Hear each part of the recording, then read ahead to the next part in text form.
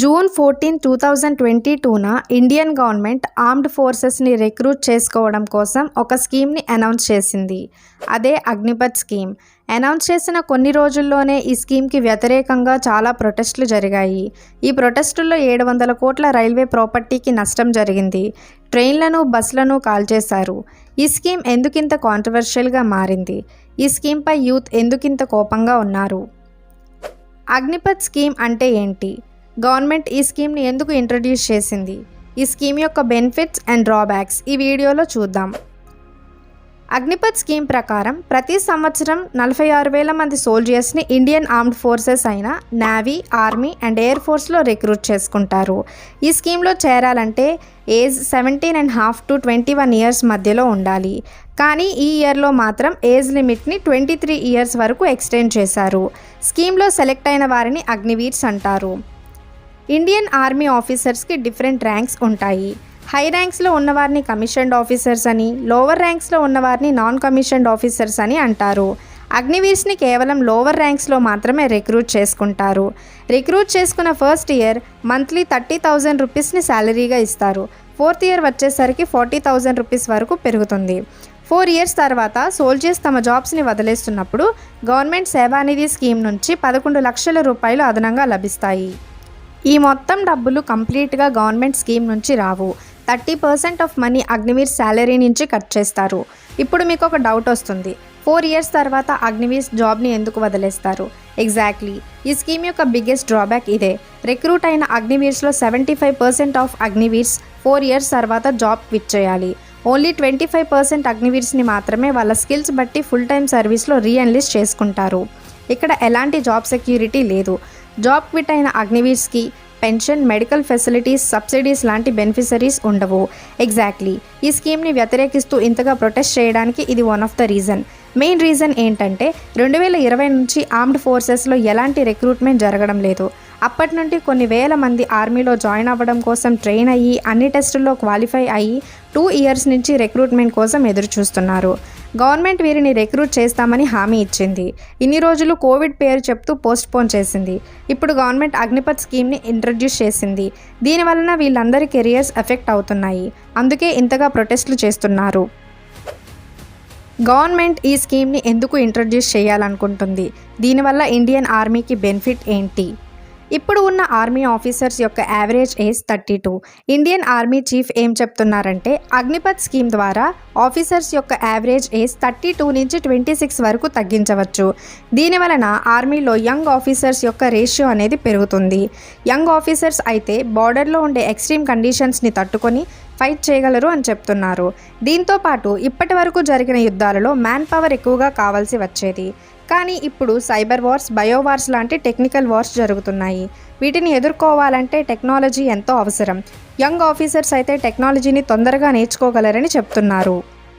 ఈ చార్ట్లో left side వైపు defence pension and right side వైపు క్యాపిటల్ అవుట్లే ఆఫ్ డిఫెన్స్ కనిపిస్తుంది. ఈ క్యాపిటల్తోనే మిలిటరీని మోడర్నైజ్ చేయడానికి కావలసిన weapons, aircrafts, warships and other military హార్డ్వేర్స్ని కొంటారు. ఈ చార్ట్ని గమనిస్తే 2009-10 to 2013-14 వరకు ఇండియన్ ఆర్మీ డిఫెన్స్ పెన్షన్ కన్నా క్యాపిటల్ అవుట్లే పైన 70% ఎక్కువగా ఖర్చు పెట్టింది. కానీ ఆ నెక్స్ట్ ఇయర్ నుంచి క్యాపిటల్ అవుట్లే 5,700 crores వరకు పడిపోయింది. పెన్షన్ మీద ఖర్చు పెట్టే మనీ 15,000 crores వరకు పెరిగింది. ఇన్ షార్ట్, గవర్నమెంట్ ఆర్మీని మోడర్నైజ్ చేయడం కన్నా పెన్షన్ల పైన ఎక్కువగా ఖర్చు పెడుతుంది. దీనివలన ఇండియా యొక్క సెక్యూరిటీ ప్రమాదంలో పడే అవకాశం ఉంది. కాబట్టి ఈ స్కీమ్ ద్వారా పెన్షన్ బడ్జెట్ తగ్గించి మిలిటరీని మోడర్నైజ్ చేయాలని అనుకుంటుంది. ఎగ్జాక్ట్లీ అగ్నిపథ్ స్కీమ్ ద్వారా ఎంత మనీ సేవ్ అవుతుందో తెలియదు, కానీ 2020లో ఆర్మీలో మ్యాన్ పవర్ తగ్గించడం వలన ఎంత మనీ సేవ్ అవుతుందో రఫ్గా క్యాల్కులేషన్ చేశారు. కానీ అది 3 ఇయర్స్ మోడల్. దాని ప్రకారం 17 ఇయర్స్ సర్వీస్లో ఉన్న ఒక సిపాయి మీద గవర్నమెంట్ ఇన్వెస్ట్ చేసిన మనీతో కంపేర్ చేస్తే 3 ఇయర్స్ సర్వీస్లో ఉన్న సిపాయి మీద గవర్నమెంట్కి 11.5 crores మిగులుతుంది. దీని ప్రకారం 1000 మంది సిపాయిల దగ్గర గవర్నమెంట్కి 11,000 crores మిగులుతుంది. ఈ అమౌంట్తో ఆర్మీని మోడర్నైజ్ చేయొచ్చు అండ్ అప్గ్రేడ్ చేయొచ్చు అని గవర్నమెంట్ అనుకుంటుంది. Arguments against Agnipath scheme. First argument, 4 years దేశం కోసం సర్వీస్ చేసిన ఒక ఆర్మీ ఆఫీసర్కి పెన్షన్ ఇవ్వలేనంత తక్కువ బడ్జెట్ ఉన్నప్పుడు ఎంపీస్ అండ్ అదర్ గవర్నమెంట్ ఆఫీసర్స్కి ఇచ్చే పెన్షన్ ఎందుకు కట్ చేయకూడదు? ఇన్ఫ్యాక్ట్ 5 ఇయర్స్ ఎంపీగా సర్వ్ చేసిన వాళ్ళకి నెలకి 20,000 రూపాయల పెన్షన్గా లభిస్తుంది. ఇంకొక సర్ప్రైజింగ్ ఫ్యాక్ట్ ఏంటంటే పీపీ కపూర్ గారి రైట్ టు ఇన్ఫర్మేషన్ యాక్ట్ ప్రకారం యాక్ట్రెస్ వైజయంతిమాలాకి 39,000 రూపీస్, చిరంజీవి అండ్ రేఖ లాంటి స్టార్స్కి నెలకి 27,000 రూపాయల పెన్షన్గా లభిస్తుంది. సో ఇక్కడ ఆర్గ్యుమెంట్ ఏంటంటే గవర్నమెంట్ ఇలాంటి ఖర్చుని ఎందుకు తగ్గించకూడదు? సెకండ్ ఆర్గ్యుమెంట్ ఏంటంటే జాబ్ సెక్యూరిటీ కోసం వెయిట్ చేస్తున్న ఒక టెంపరీ సోల్జర్ దేశం కోసం తన లైఫ్ని రిస్క్ చేస్తాడా?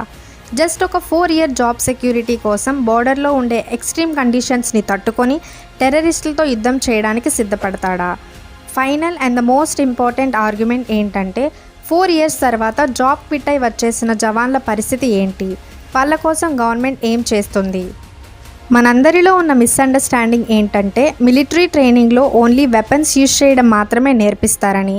కానీ రియాలిటీ ఏంటంటే ఆర్మ్డ్ ఫోర్సెస్లో ఉన్న ప్రతి ఒక్క జవాన్కి discipline, mannerism, persistence, team work and most importantly ఎలాంటి పరిస్థితులైనా తట్టుకొని నిలబడటం వంటి మంచి స్కిల్స్ నేర్పిస్తారు. వీటన్నిటితో పాటు army officers technical trades and టెక్నాలజీకి ఎక్స్పోజ్ అవుతారు. కాబట్టి ఐఏఎఫ్లో ట్రైన్ అయ్యి రాడార్ టెక్నీషియన్గా వర్క్ చేసే జవాన్లకు ఎయిర్లైన్ ఇండస్ట్రీలో ఎంప్లాయ్మెంట్ దొరుకుతుంది. నేవీలో రిక్రూట్ అయిన వారు మెర్చెంట్ షిప్పింగ్లో సెటిల్ అవ్వచ్చు. సో ఆర్మ్డ్ ఫోర్సెస్లో నేర్చుకున్న స్కిల్స్ అనేవి జవాన్స్కి ఎంప్లాయ్మెంట్ కల్పించగలవు. అందుకే జవాన్స్ యొక్క పొటెన్షియల్ గుర్తించిన Anand Mahindra, Tata Sons chairman mister Chandrasekhar Agniveers job quit అయి బయటకు వచ్చాక ఎంప్లాయ్మెంట్ కల్పిస్తామని హామీ ఇచ్చారు.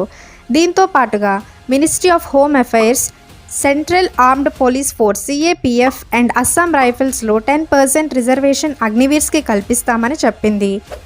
అగ్నివీర్స్ యొక్క ఫ్యూచర్ కెరియర్ కోసం యూనియన్ మినిస్ట్రీ ఆఫ్ ఎడ్యుకేషన్ ఒక 3 years special skill based degree ప్రోగ్రామ్ని లాంచ్ చేస్తామని చెప్పింది.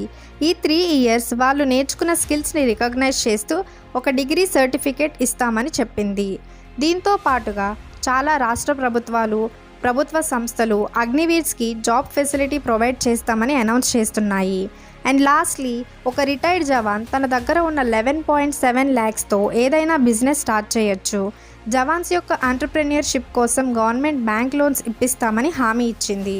ఇప్పుడున్న పెద్ద క్వశ్చన్ ఏంటంటే రాష్ట్ర ప్రభుత్వం, ప్రభుత్వ సంస్థలు, కార్పొరేట్ సంస్థలు తమ హామీలను నిలబెట్టుకుంటాయా? ఫైనల్లీ మై ఒపీనియన్, ఒక కాయిన్కి బొమ్మ బొలుసు ఉన్నట్టుగానే ఈ స్కీమ్కి కూడా బెనిఫిట్స్ అండ్ డ్రాబ్యాక్స్ ఉన్నాయి. ఆర్మీ అనేది దేశ భద్రత కోసం ఏర్పడిన సంస్థ కాబట్టి దీన్ని ఎంప్లాయ్మెంట్ గ్యారంటీ స్కీమ్లా చూడకూడదు. ఆర్మీ రిక్రూట్మెంట్ అనేది నేషనల్ ఇంట్రెస్ట్ మీద బేస్ అయి ఉంటుంది. ఇప్పుడు ఇండియా యొక్క నేషనల్ ఇంట్రెస్ట్ పెన్షన్ బడ్జెట్ తగ్గించి ఆర్మీని మోడర్నైజ్ చేయడంపై ఉంది. కాబట్టి ఈ స్కీమ్ ద్వారా దాన్ని సాధించవచ్చు. అలాగే 2 ఇయర్స్ నుంచి ఎటువంటి కెరియర్స్ చూస్ చేసుకోకుండా కేవలం ఆర్మీ రిక్రూట్మెంట్ కోసం ఎదురు చూస్తున్న వారందరికీ గవర్నమెంట్ ఏదో ఒక న్యాయం చేయాలి. నా ఎక్స్ప్లెనేషన్ మీకు నచ్చినట్లయితే please do share and subscribe to my channel.